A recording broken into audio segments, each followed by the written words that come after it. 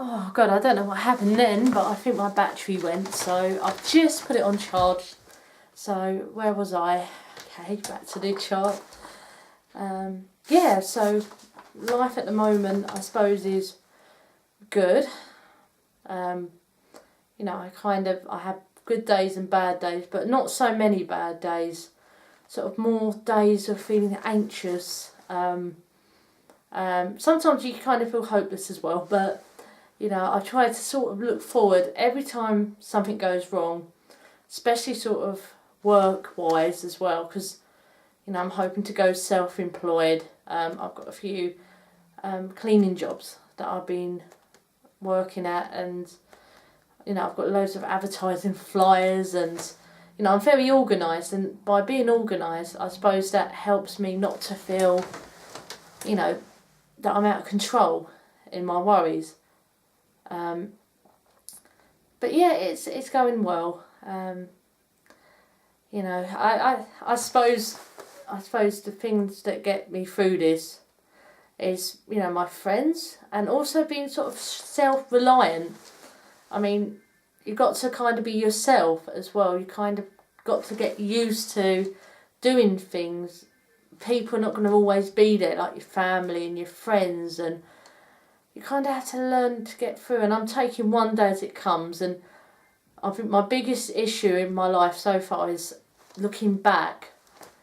The moment you start looking back is when everything comes crumbling down. You know, thinking too much, overanalyzing things. You know, you kind of get anxious, you get tired, and I do have regrets. And I suppose one of my biggest regrets is going into catering. You know, I don't think I was that kind of person in personality. I mean, you've got to be ruthless in the kitchen. You've got to shout and, you know, make your voice heard.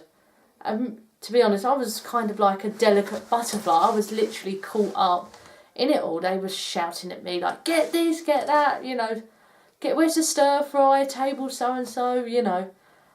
And it just wasn't me, but I suppose what it was, I didn't really have much of a choice when I left school. I didn't feel that I had a choice. I just didn't want to make the same mistakes as both my brother and sister had made by going to college, dropping out, you know, messing about, giving my parents so much worry, and, you know, I wanted to be different. I didn't want to be defined by them two. I wanted to be who I am. You know, because you can get overshadowed in families. You know, and I was always very quiet, very nervous, and I wanted to make my parents proud. And, you know, they never forced me into it, but I just wanted to do it. And even though the moment I knew that I couldn't cope with it, I didn't tell them because I didn't want to let them down. And that was my biggest fear. So I carried on throughout the stress, the sleepless nights. That's I suppose that's when the anxiety really started, when I was 17. You know, I remember I had a very difficult time at college.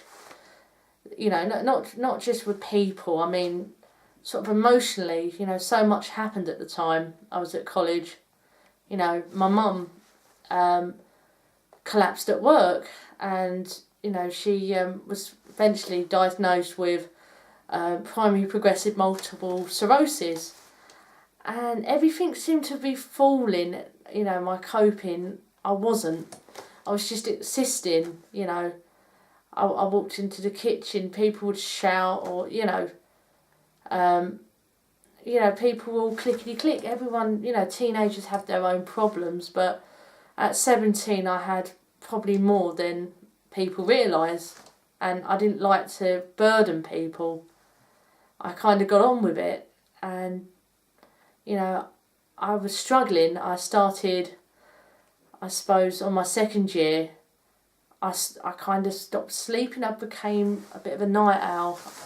I kind of went to bed, but I would fret most of the night. I would be twisting and turning. I'd get up, I'd get a bit obsessive, like OCD about things. I'd check things like 1,000 times. I I used to come home from college on a Friday. I used to start comfort eating.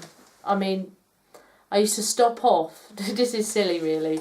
There was this KFC in Rose Hill, and every single Friday I used to, instead of getting the bus straight home, I used to take a detour on the bus, and I used to have like a folder under my arm, a backpack full of my Chef Whites to take home to be washed, and my knife set, which I absolutely loved.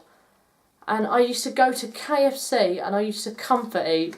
Like, I used to buy, like, I think it was the variety meal, but the large version, so you'd get about 3 or 4 pieces of chicken, some strips and chips. And I used to go home, put it in the microwave, warm it back up, and I used to eat it. And then I would eat chocolate, and I mean these big bars of Cadbury's. And I would eat and eat and eat until I was full up. And that's what it was like, the stress of it.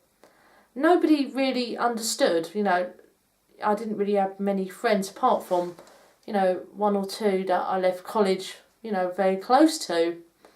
But it was lonely. Them 2 years at college was really lonely, and when I left, that was it. I thought, I'm not going back into catering.